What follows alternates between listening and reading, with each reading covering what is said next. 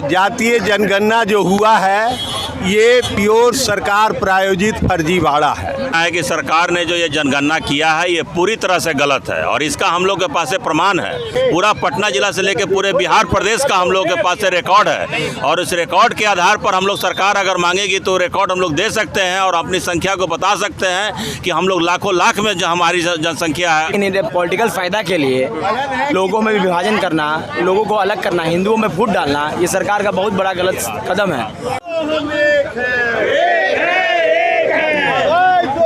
नमस्कार, मैं अमृतराज। अभी हम पटना के गर्दनी बाग में मौजूद है और जब से बिहार में जातीय गणना की रिपोर्ट प्रकाशित हुई है तब से कई सारे सामाजिक जो संगठन है काफ़ी ज़्यादा गुस्से में है। उनका आरोप है कि सरकार जो जातीय गणना की रिपोर्ट प्रकाशित की है वो फर्जी तरीके से की है और सारे कई आरोप हैं। तो आइए, अभी अखिल भारतीय कायस्थ महासभा के जो संगठन है वो अभी आपको पटना के गर्दनी बाग में प्रदर्शन के लिए जुटे हुए हैं।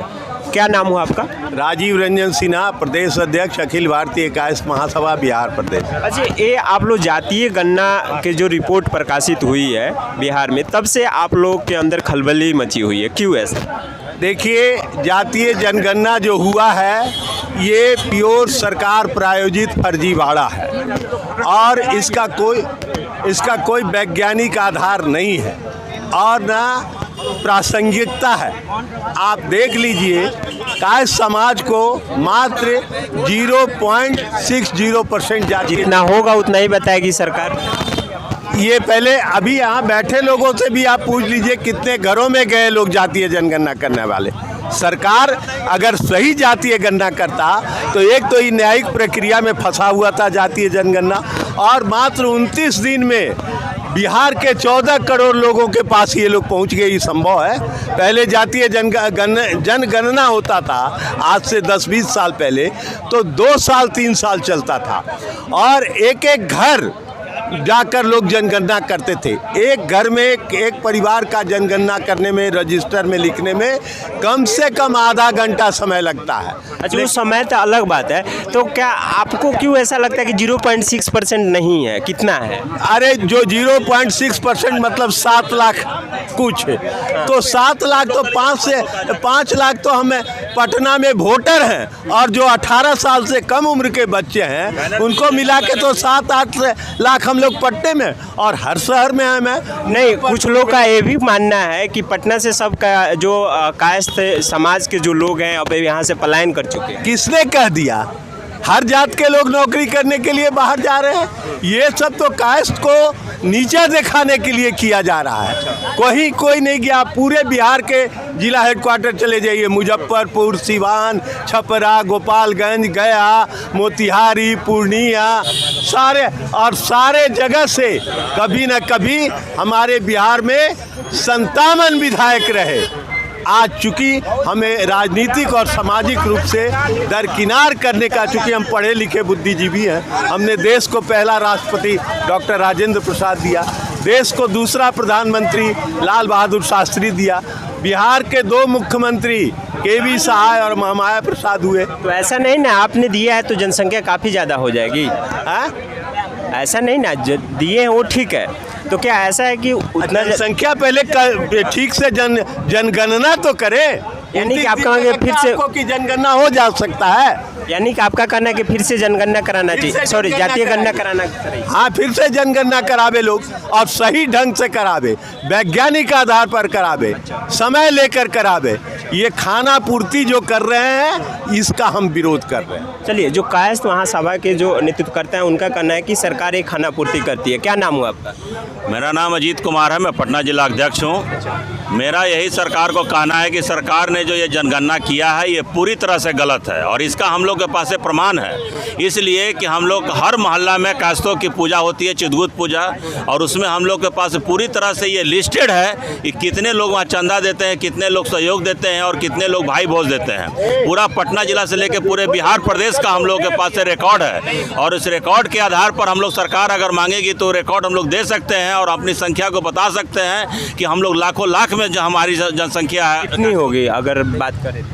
हम लोग कहा जाए तो पटना में लगभग 6.5 लाख के आसपास हम लोग की काश्तों की संख्या है, और वोटर लिस्ट के आधार पर भी देखा जाए तो हम लोग 4.5 लाख काश्तों की जनसंख्या है। जो सरकार ये जातीय जनगणना करके जानबूझ करके काश्तों की भागीदारी राजनीति में कम करने की मंशा को उनकी दर्शाती है, और ये मंशा उनकी नहीं चलेगी। हम लोग का पूरा डिमांड है कि फिर से जातीय जनगणना किया जाए और एक सही आंकड़ा पेश किया जाए। यही हम लोग क्या आप लोग के जो कायस्थ समाज है, क्या सरकार को उससे पर्सनली कोई दुश्मनी है? देखिए, दुश्मनी नहीं है, चूंकि ये शुरू से हमारी जो जात है वो बहुत ही बुद्धिजीवी रही है, और जब सरकार देखती है कि हम इस जाति को दबाव नहीं बना सकते हैं, तो एक राजनीतिक एक ऐसा मंच है जिसमें हम अपनी बातों को रख सकते हैं। वो चाहे वो हमारे मोहल्ला की समस्या हो, राज्य की समस्या हो या देश की समस्या हो, कोई भी समस्या का एक पटल होता है तो एक राजनीतिक पटल होता है। ऐसा भी कारण है क्या कि जो कायस्थ समाज का जो वोट है शायद सरकार की तरफ ना जाता हो? देखिए, ये बिल्कुल कहना गलत है। जिसकी भी सरकार होती है, जो सरकार सही काम करेगी जनता उसको चुनेगी, उसको कोई जातिगत वोट तो मिलता नहीं है। कोई भी राजनीतिक दल अगर अच्छा काम करेगा तो पूरे भारत में देख लीजिए, हर राज्य में जितने मुख्यमंत्री हैं अलग अलग पार्टियों की हैं, तो जो पार्टी का काम अच्छा रहेगा जनता उसको वोट देगी। हम लोग किसी जाति के कोई बधुआ मजदूर तो हम लोग हैं नहीं, और इस बार अगर सरकार अगर हम लोग की बात को अगर नहीं सही ढंग से रखेगी तो सरकार को आने वाला विधानसभा और लोकसभा का चुनाव में बहुत ही कस के भुगतना पड़ेगा। क्या कर रहे हैं? देखिए, सबसे पहली बात तो सरकार को आर्थिक जनगणना कराना चाहिए थे, लेकिन इन्हें पॉलिटिकल फ़ायदा के लिए लोगों में विभाजन करना, लोगों को अलग करना, हिंदुओं में फूट डालना, ये सरकार का बहुत बड़ा गलत कदम है, और ये फर्जीवाड़ा है। क्योंकि हमारा पटना में 75 वार्ड है, हर वार्ड में पूजा समिति है, तो उस आंकड़े को भी देखें हम लोग तो हम लोग 7.5 से 8.25 लाख हैं सिर्फ पटना में। पटना सगुना मोड़ से लेके और इधर पटना पूरा हम लोग 7.5 लाख से ज़्यादा ही होंगे, कम नहीं होंगे। विद आंकड़े बता रहा हूँ सर, 4.5 लाख से ज़्यादा वोटर हैं, जो उनसे कम भी होंगे, उनको वोटर में नहीं आया। तो अब क्या चाह रहे हैं लोग आप लोग? हम यही चाह रहे हैं कि फिर से ये फर्जीवाड़ा हुआ है इसको सुधारा जाए, और हमारी जो पूरा जनगणना फिर से किया जाए। और हर घर, हमारे घर नहीं आया सर, विजयनगर में कहीं नहीं आया, कायस्थों का घर है वो हनुमान नगर, वहाँ भी नहीं गया। तो ये खेद है, और सरकार से आग्रह है विनम्रता कि ये करें, फिर से कराएं। चलिए, तो आइए कुछ महिला भी हम उनसे बात करें। क्या आपके यहाँ काउंटिंग करने गया है? जो काउंटिंग करने के नहीं आया है। नहीं आया नहीं। तो आप लोग अब क्या मांग कर रही हैं? मैं मांग कर रही हूँ कि फिर से काउंटिंग किया जाए। और दूसरी बात, मैं सरकार से ये कहना चाहती हूँ कि हम लोगों को जिस तरह ये करके जातिवाद में बांट दिया गया है, उस तरह से हम कास्ट को भी अलग अलग करके बांट दिया गया।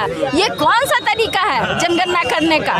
हम कास्ट हैं, हम एक हैं, कर दिया ये रारी कास्ट हो गया, ये बंगाली कास्ट हो गया, ये श्रीवास्तव हो गया, ये अम्बस्ट हो गया। क्या ये हमारी जनगणना करने का तरीका है? फिर से जातीय गणना करने की मांग कर रही हैं कि ये गलत है? ये गलत है, ये गलत तरीके से किया गया है, इसे सही किया जाए और फिर से जातीय जनगणना अगर करना है उन्हें तो फिर से कराया जाए। चलिए, ठीक है।